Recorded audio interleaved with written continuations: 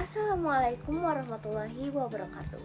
Perkenalkan, nama saya Alia Nastia Zahra dengan NIM L0212011024 dari Prodi Manajemen Sumber Daya Perairan. Dan video ini saya buat untuk melengkapi tugas pengganti praktikum saya dari mata kuliah Biologi Moluska kawasan Wallacea. Selamat menyaksikan. Dan pada hari ini sampel yang saya gunakan adalah sampel yang banyak sekali dikenal oleh masyarakat. Ini dia, tentunya Loligo SP atau yang biasa disebut dengan cumi-cumi.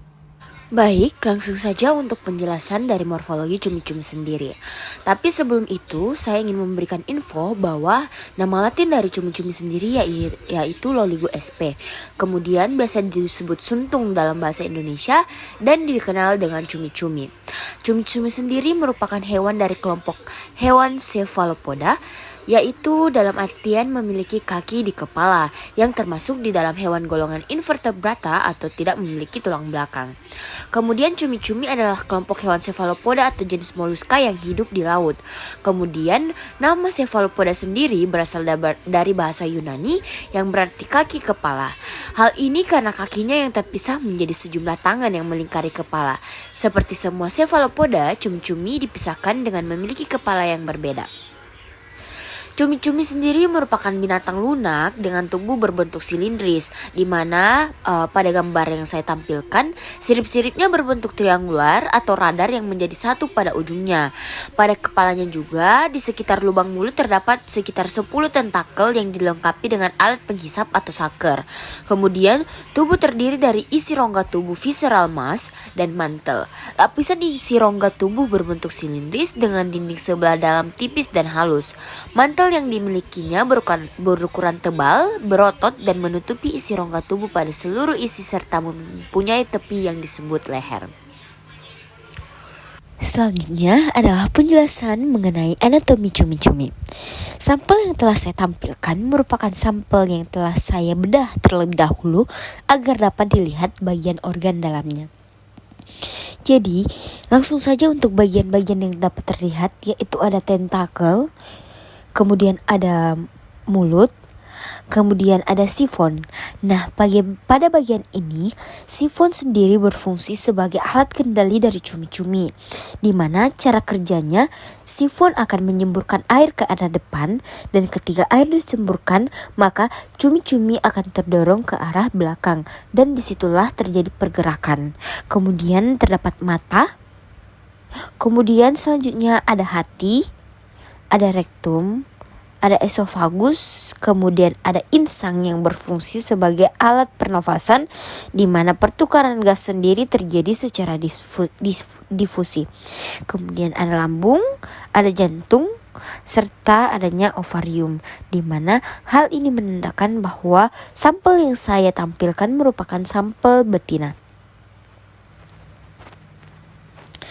Kemudian yang terakhir, yang terlihat seperti tulang-tulang lunak merupakan bagian pen dari cumi-cumi, di mana bagian pen ini merupakan bagian yang berfungsi sebagai penyokong tubuh dari cumi-cumi.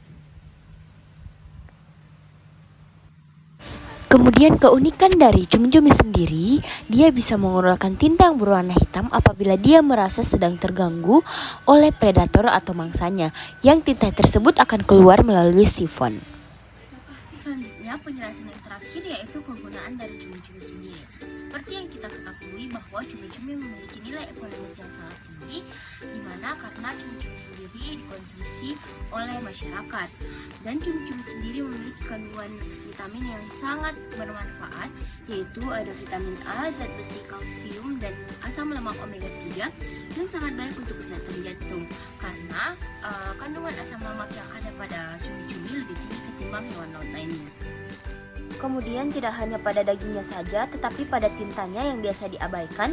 Padahal tinta cumi-cumi mengandung protein yang tinggi, yaitu berupa melanin alami atau melanoprotein yang kadarnya 10-15%, yaitu setara dengan protein yang ada pada daging.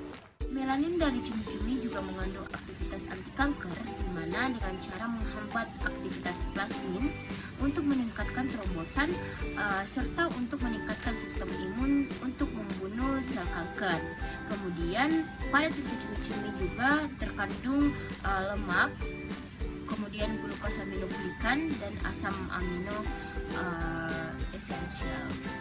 Kemudian para peneliti juga biasanya menggunakan cumi-cumi sebagai bahan penelitian sistem syaraf dari makhluk hidup. Kemudian tinta cumi-cumi juga biasanya digunakan sebagai bahan perwarna yang stabil atau biasanya tidak luntur. Kemudian info terakhir adalah mengenai habitat cumi-cumi. Cumi-cumi hidup bergerombol dan berpusat pada perairan pantai yang memiliki ekosistem lamun dan ekosistem karang. Kemudian cumi-cumi juga merupakan hewan karnivor yang memakan ikan-ikan pelagis yang ditangkap melalui tentakelnya. Mungkin itu saja yang dapat saya sampaikan. Semoga hal-hal yang saya sampaikan di video ini dapat Anda tarik manfaatnya. Makasih atas perhatiannya, kurang dan lebihnya mohon dimaafkan. Assalamualaikum warahmatullahi wabarakatuh.